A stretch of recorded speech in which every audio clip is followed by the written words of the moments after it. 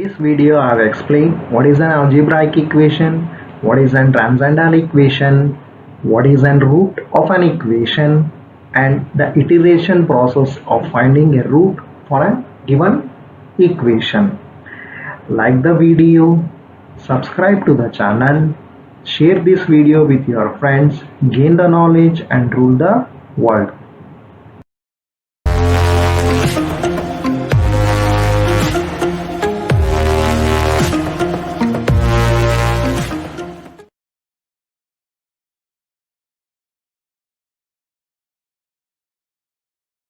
Numerical solution of an algebraic equations. First we shall learn what is an algebraic equation. Equation involving algebraic quantity such as x, x square, x cube, x to the power 4, x to the power 5, etc. are called as an algebraic equations. Equation involving algebraic quantity such as x, x square, x cube, x to the power 4 are called as an algebraic equations. Examples: x square minus 4x plus 15 is equal to 0. 15x square plus 2x plus 25 is equal to 0. X square minus 10x minus 15 is equal to 0. X square minus 5x is equal to 10. These are the few examples of an algebraic equation.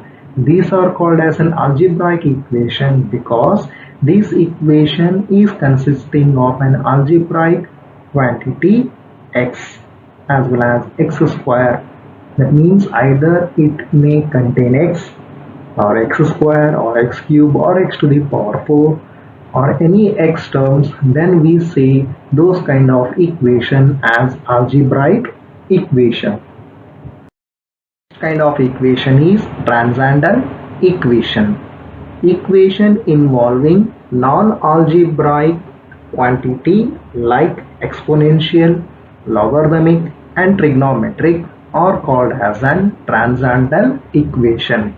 Equation involving non-algebraic quantity or a term such as exponential, logarithmic or trigonometric, etc. are called as an transcendental equation. Examples for an transcendental equations are x e to the power x minus 4 is equal to 0. X e to the power x minus 4 is equal to 0. Here e to the power x is an exponential. For that purpose it is called as an transcendental equation. Next one, log x plus 5x plus 25 is equal to 0. It is involving an logarithmic term, that is an log x. 2 tan x plus 15 is equal to 0. In this one it is having a trigonometric term, that is an tan x.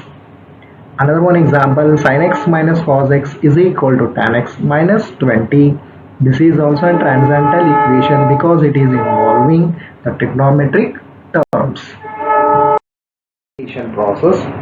In numerical methods, we will be finding the approximate root of a given equation. The numerical methods, we will be finding the approximate root of a given equation, and this method which we use for finding the approximate root is a repetitive type. For this purpose it is called as an iteration process.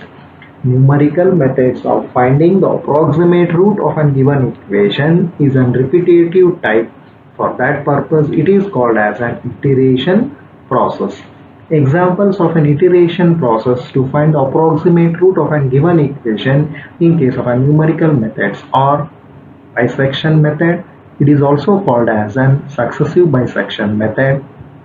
Another one is regular Pauli method. It is also called as an secant method. It is also called as an regular false position method.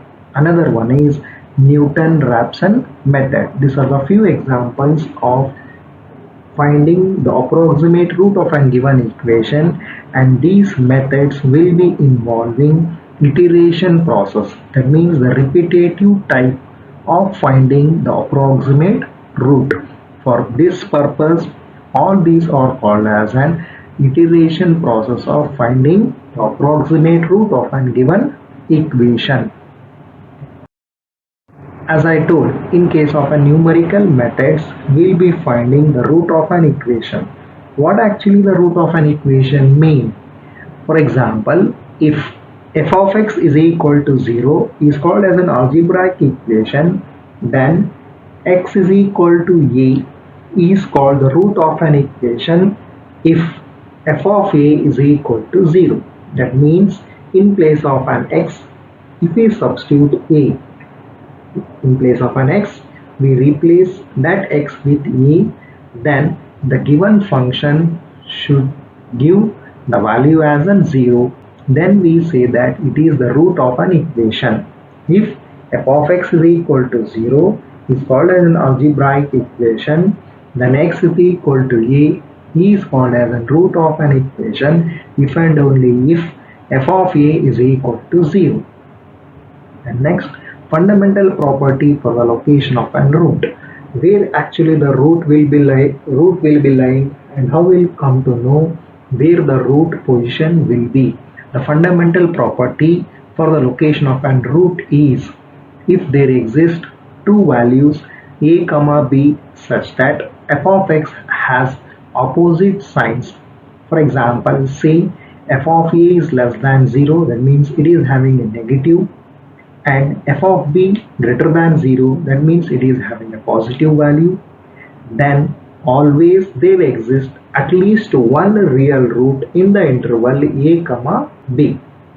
The fundamental property for the location of a root says that if there exist two values a comma b such that f of x has an opposite signs, say f of a is less than 0 and f of b is greater than 0, then always there exists at least one real root in the interval a comma b.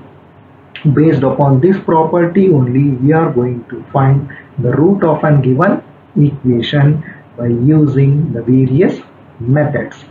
Like the video, subscribe to the channel, share this video with your friends, gain the knowledge and rule the world.